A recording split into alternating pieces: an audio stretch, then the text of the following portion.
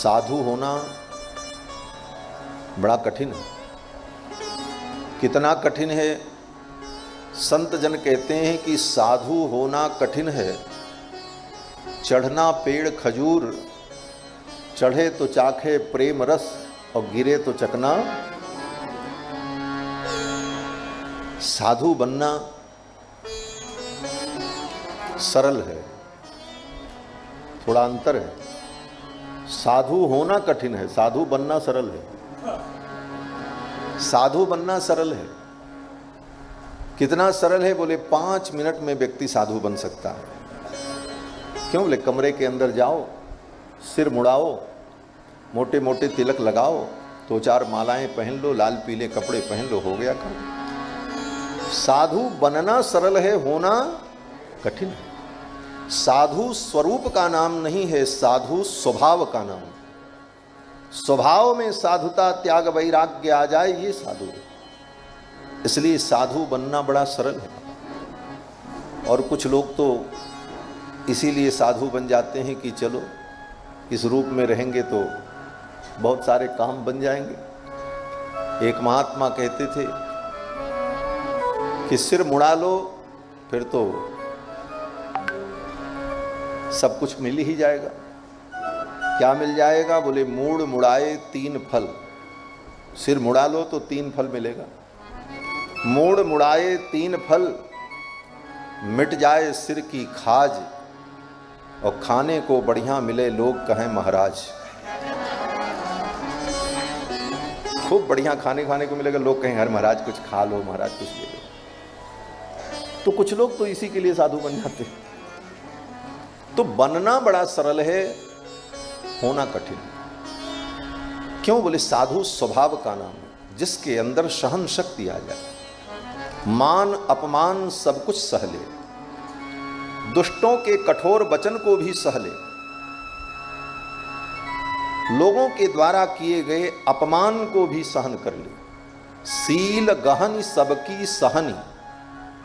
गोस्वामी तुलसीदास जी महाराज कहते हैं कि सील गहन सबकी सहनी, कहन ही मुख राम, और तुलसी रहिए या रहनी, संत जनन को काम। संतों की रहनी ये है कि जीवन में शील आ जाए और सबकी हम सह लें,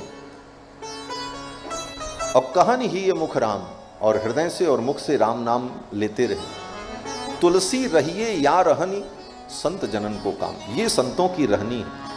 और जो इस प्रकार अपने जीवन को संवार ले वही संत है।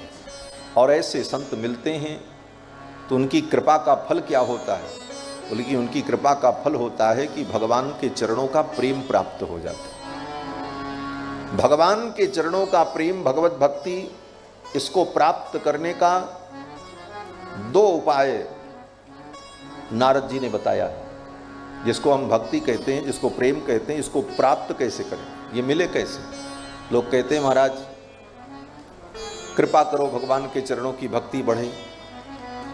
नारद जी ने सूत्र कहा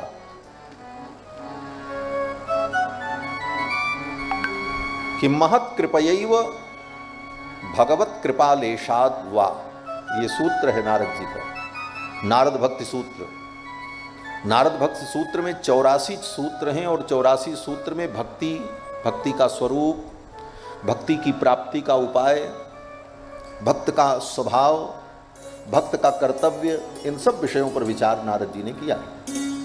बहुत छोटा ग्रंथ है लेकिन बड़ा महत्वपूर्ण और गंभीर ग्रंथ है। तो उस ग्रंथ में नारद जी महाराज कहते हैं कि भक्ति प्राप्त कैसे होती है। तो सूत्र कहते हैं कि महत् कृपयैव भगवत कृपालेशाद्वा। महापुरुषों की, संतों की, भागवतों की कृपा हो जाए तो भगवान की भक्ति मिल जाए, एक रास्ता। और दूसरा रास्ता कहते हैं भगवत कृपालेशाद्वा। भगवान स्वयं अकारण कृपा करके उस जीव को अपनी कृपा दृष्टि से देख लें तो उसके हृदय में भगवान की भक्ति उत्पन्न हो।